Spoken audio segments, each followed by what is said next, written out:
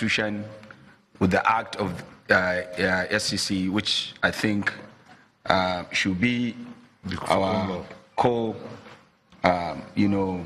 ground for whatever we're going to do at the end of the day. Thank you, Mr. Chair. Thank you. Honorable, no, just read. Well, Chairman, since in your wisdom you said there shall be no questions, let me just aggregate my position to a comment, and particularly to the DG and vicariously to the Minister. What I understood from your conclusion, submission, is that you've just been talking at us. You have not been talking to us in this matter. And since we are resuming, I think we shall proceed to engage ourselves until the truth comes out for the benefit of the country. Thank you. Thank you very much, the Chairman. Alice, with my own final conclusion on this issue, the Minister, the suspended DG, the entire Nigerians, we like it or not, we are all bound, and there's going to be a day we shall all be called to give account of our stewardship. In giving account of our stewardship, in this life, we shall all bound to see the word of every single person based on issue of any job one does. Thank you.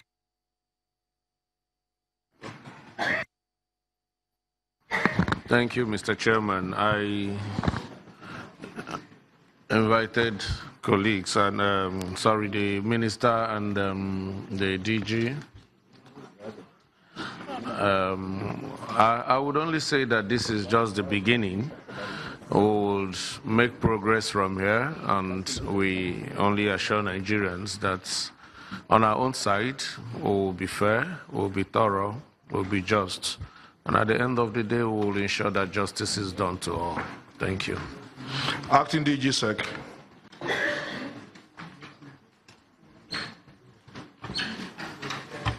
Mr. Chairman, thank you for the opportunity. The only comment I have is in respect of the two staff, and I want to be guided by the comments around the table because they are staff of the Commission. I want to be guided by two instruments. One is the SEC manual. The other one is the ISA itself. So if I'm to be guided by those two instruments, Section 298 already gave the powers to the Minister acting in capacity of the board, and I want to believe that why they were suspended. However, and I want to say again, if you look at our manual, the manual itself also gave power, for example, for a DG to suspend a senior officer up to a level. It also gives power to the executive commissioners to suspend, and that power also for the minister. So I think the suspension is in order. However, they could be recalled like they have said, to complete the normal procedure relating to staff. So in this case, it will be a recall. Then they will continue with the normal procedure. Thank you. Not a reversal. Thank you. I take that as your opinion. We expect you to give us a written position on that. Thank you very much, Mr. Chairman. The question is whether the Honourable Minister has power to suspend me. The answer is no. In her letter, she made reference to Public Service Rule 03405, which does not exist. The 030405 and 03045 does not give the Minister the power to suspend me. My appointment letter as DG of SEC clearly states that everything about the DG of SEC should be guided by the Investment and Securities Act. Thank you. And her letter didn't make reference to that. The severance package, like I said, it's a board extract. Clearly, what it has stipulated, I want members to also check other organizations like the PENCOM and see what happens there. My involvement with Medusa has never done any business in SEC. Outbound, I have resigned. Section 292, subsection 4 and 5 do not place responsibility on the person resigning to make sure that it is properly filed with CAC. It places the responsibility of the company secretary. Outbound is owned by Nigerians. They are eligible like any other Nigerian to seek for business in SEC. Therefore, there was no conflict of interest in my responsibility, someone who has left Outbound or Medusa Investment. There's nothing to show that Medusa has done any business with SEC or any company that does business with SEC. Thank you, sir. Director of Legal.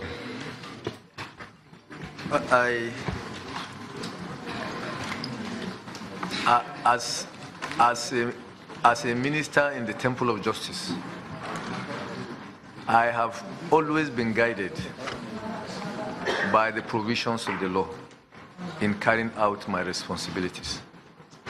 And I will remain to do so until I leave this service. I have not been motivated to do anything from the perspective of any private interest or conflict of interest, but in accordance with the laid down rules and procedures guiding my responsibility. And that is what has been my guiding principle all through my career in the public service. Thank you. Honourable Minister. Honourable Chairman, I'm going to end where I started, and I'm going to tell you how regrettable this entire matter is. It's regrettable that public officers are not following public service rules in the way that they should.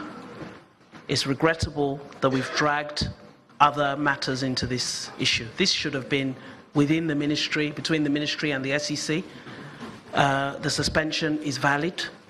The suspension is to protect the integrity of the capital market, which is critical to the growth of this economy. So I do hope that this will be the last of such, and I do hope that other public officers too will be guided, that when we're regulators, Caesar's wife must be above reproach. We must operate at the highest levels in everything we do to ensure that those who trust their money in the capital market can trust our decisions and trust our judgments and trust our statements, that when we say something, it is backed up by facts and documents. Thank you. I forgot, I would have asked you a question. You mentioned in your submission that your record, there was a DG that was suspended before now by the Honourable Minister. Not by the Minister, by the Board of SEC, and reinstated when she was clear. Okay, let me have the information in your submission.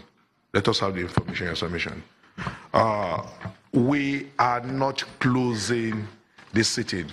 We are closing this session of the sitting. So we will still go on, yield the floor to whoever still have submission, but we are closing this session to allow those who have other things to attend to those things. The House of Representatives, especially the 7th House, took this decision based on those things that define the character of the current House. Our desire to give to Nigerians a robust, effective, and pro-people parliament. The intention of this hearing is not to witch hunt, it's not to abate, it's to unravel the stories, get to the details of it, and make sure we make recommendations that will not allow such to reoccur again. Motions are tools which parliamentarians aggregate opinions of the people so as to, if need be, amend laws, because laws are not cast in stone. They are made based on information at the disposal of those who made those laws at that particular time.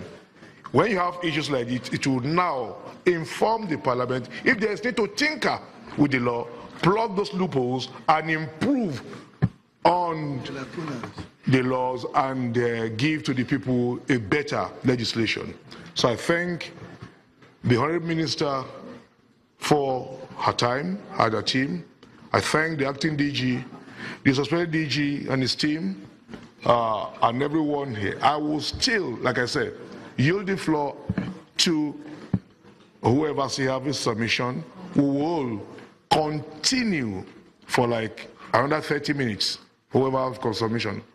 Then we will send letters to those we need further clarification from, based on the submission we've received so far, that will further lead us to the issues beyond suspension. So this is not conclusive. So thank you all, and I, at this junction, say we can yield the floor to those who want to exit while we continue. Thank you, and God bless you.